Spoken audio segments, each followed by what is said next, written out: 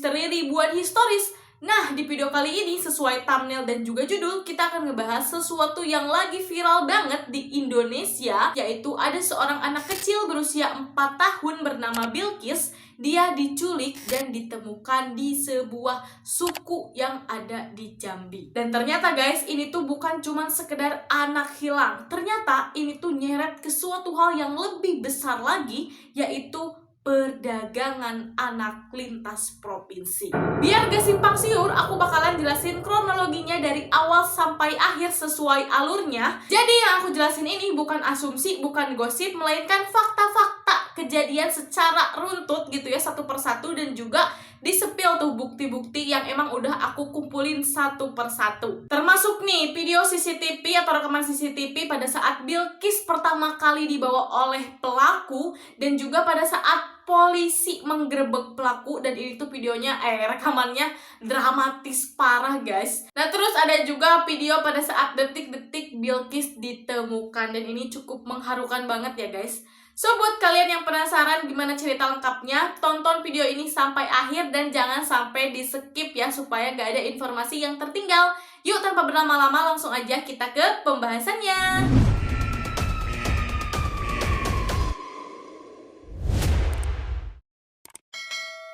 Oke guys, jadi sekarang kita masuk ke kronologi ceritanya ya. Jadi ceritanya dimulai di Taman Pakui Sayang, Makassar di hari Minggu pagi tanggal 2 November 2025. Bilqis lagi nemenin ayahnya tuh bermain tenis. Nah, selagi ayahnya main tenis nih, Bilqis itu nungguinnya sambil main perosotan, ayun-ayunan yang emang ada di taman tersebut. Nah, sayangnya ya guys, kalau kita lagi olahraga, biasanya kita itu fokus pada olahraga tersebut. Apalagi ini tenis gitu, jadi kan ada sesuatu, ada bolanya yang harus kita liatin terus-menerus. Jadinya ayah Bilqis itu hilang pengawasan nih, anaknya lagi main di taman tuh emang gak kelihatan. Beberapa saat kemudian, barulah tuh ayahnya mulai menyadari kalau Bilqis itu gak ada di daerah taman tersebut. Nah, mulai dicari kan tuh di sekitaran taman, mulai ditanya-tanya tuh orang-orang sekitar, apakah ibu melihat nih anak dengan ciri-ciri seperti ini. Nah, ternyata setelah diubek-ubek di taman itu, Bilqis emang gak ketemu. Akhirnya sang ayah memutuskan untuk melaporkan Bilqis ke pihak polisi. Nah, singkat cerita, karena udah dilaporin sama polisi, akhirnya dilakukanlah tuh yang namanya penyelidikan. Nah, dari CCTV nih guys, mulai kelihatan awalnya tuh Bilqis tuh kemana dan dibawa oleh siapa. Pelaku ini berinisial SY, berumur 30 tahun. Nah, awalnya SY ini ngajak ngobrol tuh ke Bilqis, mulai ngajak pelan-pelan, mancing-mancing, dan akhirnya Bilqis itu diajakin sama si SY untuk pergi. Nah guys, dalam CCTV juga kelihatan kalau SY juga membawa 2 orang anak lainnya. Siapa itu? Itu anaknya si SY ternyata guys.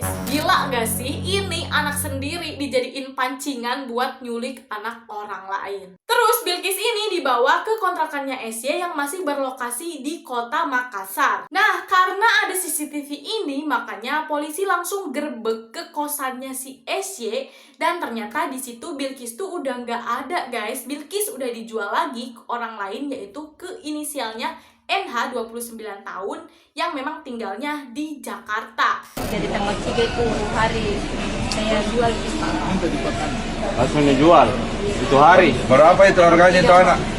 Dia menawarkan 3 juta Pak uang. 3 juta? Iya, transfer 500. Oh, dia melalui transfer 500. Ke rekeningnya siapa? Ya, rekening itu Pak Seridiano. Bilqis ini diposting guys di sebuah grup Facebook jual beli anak. Aku gak nyangka deh kalau di Facebook tuh ternyata ada grup seperti itu. Tapi ternyata itu tuh covernya tuh seolah-olah ada orang yang pengen adopsi anak, atau ada juga orang yang kayak misalnya, aku udah gak sanggup nih ngerawat anak aku karena alasan ekonomi, aku akan berangkat ke Arab Saudi misalnya. Nah, siapa yang mau ngadopsi anak aku boleh misalnya gitu ya. Nah, tapi ternyata itu cuma kedok doang guys. Isinya grup Facebook itu adalah jual beli anak. Setelah diposting, adalah nih orang yang tertarik, yaitu pelaku kedua berinisial NH berusia 29 tahun. Nah, dengan cepat NH itu langsung tertarik dengan postingannya si SY, dan dari Jakarta langsung berangkat ke Makassar untuk menjemput Bilqis. Ini loh guys, kenapa bisa dikatakan grup Facebook ini adalah grup Facebook berkedok adopsi. Karena emang prosesnya terlalu cepat-cepat kayak gitu. Karena kalau secara legal gitu ya, ngadopsi anak itu butuh proses yang cukup panjang. Meskipun misalnya nggak pakai undang-undang gitu ya, ilegal dari orang ke orang, itu pun harusnya tetap pakai proses panjang, dimana misalnya kita lihat dulu nih anaknya sifatnya kayak gimana, terus dia itu punya penyakit apa, kan namanya juga mau diadopsi, kita harus tahu dong sebagai calon ibu atau calon orang tua yang mau ngadopsi anak tersebut.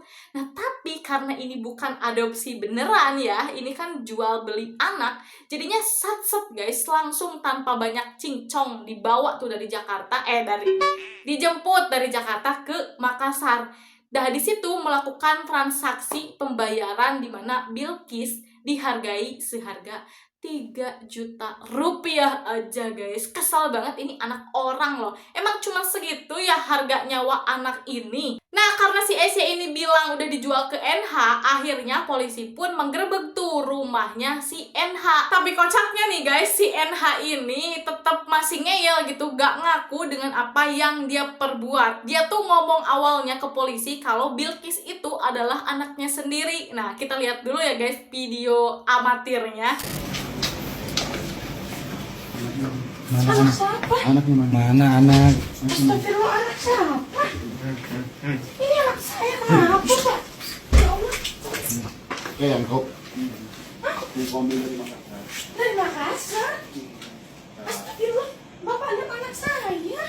Karena polisi terus mendesak nih dan juga bukti-bukti sudah jelas gitu bahwa emang ada transferan dari si NH ke SY, dan yang paling penting si SY-nya sudah mengakui, jadinya si NH gak bisa ngelak lagi guys. Akhirnya dia juga mengakui perbuatannya, dan ternyata Bilqis itu udah dijual lagi ke inisialnya tuh MA dan AS yang berada di Provinsi Jambi. Nah, disinilah guys polisi tuh mulai curiga kalau ini tuh adalah sebuah perdagangan yang emang dilakukan oleh komplotan. Kenapa? Karena yang pertama, lagi-lagi itu sat-sat. Yang kedua, ternyata dari perantara dan perantara lagi gitu. Kan harusnya kalau ini cuman adopsi biasa, harusnya cuman berhenti di NH saja. Nah, kalau misalnya si NH ini beneran ngadopsi Bilqis nih, itu NH-nya kayaknya nggak akan terlalu mendapatkan hukuman yang berat gitu, karena dia niatnya adopsi. Nah, yang bakal kena hukuman beratnya itu yang tadi si Esy, karena dia adalah tangan pertama gitu yang menculik si Bilqis.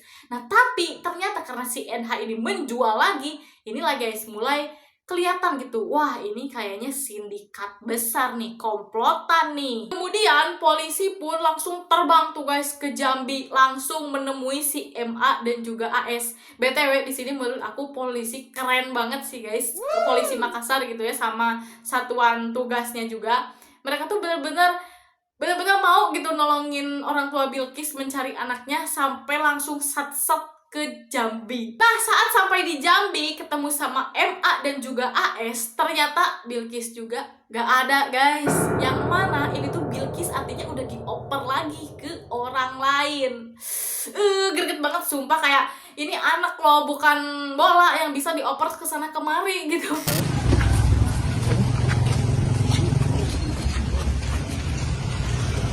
Mana anaknya? Ini.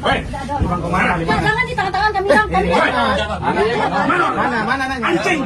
Mana? Nah, kemana dong ini Bilqisnya? Kan gak ada sama MA dan AS. Ternyata Bilqis udah dioper lagi ke sebuah suku yang ada di Jambi. Namanya adalah suku anak dalam. Anak dalam, SAD, suku anak dalam.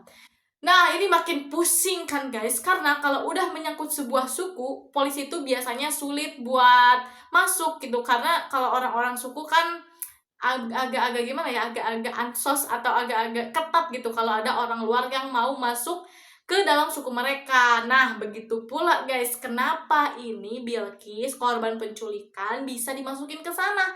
Biar apa? Ya biar kagak ketahuan. Nah, terus ada perbedaan keterangan nih antara MA dan AS dan juga si NH. Kan kalau tadi si NH ngakunya tuh dijualnya 15 juta nih ya. Nah, tapi ternyata kata MA dan AS, mereka tuh beli dari si NH itu harganya 30 juta guys. Barulah dijual ke suku yang tersebut yang tadi kita sebutkan, itu tuh seharga 80 juta rupiah. Aku ya kalau ngebayangin jadi polisinya kayak capek banget kesana kemari, kayak aduh ini orang-orang ternyata sebrutal ini gitu, seabsurd ini bisa-bisanya jualin anak orang kesana kemari.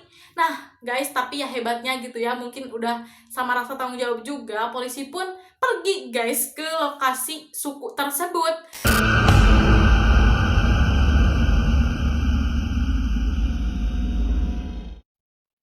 Nah, di sana polisi ketemu lah tuh sama pimpinan atau sering disebut sebagai kepala suku kali ya. Nah, di situ polisi juga melakukan sebuah negosiasi yang dimana negosiasi tersebut berjalan secara alot, karena kata aku oge kalau udah berhubungan sama suku-suku tuh kayak agak susah gitu, karena emang agak ansos, bukan ansos apa ya, agak tertutup lah gitu sama orang yang ada di luar.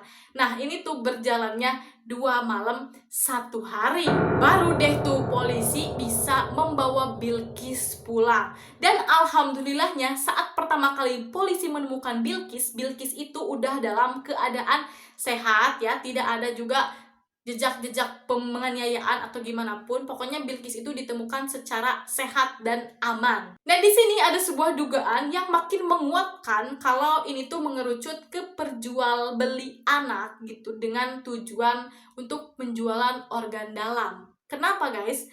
Karena kalau kita mau ngejual orang jangan jual orang. Maksudnya tuh kalau mau ngejual organ dalam orang, biasanya para penjahat itu memang memastikan si korban itu dalam keadaan sehat, keadaan happy. Supaya apa? Supaya organ-organ yang akan dijualnya itu tetap fresh, tetap bagus, tetap kualitasnya tuh bagus ya. 2 kali bagusnya, aku maafnya mulutnya belibet.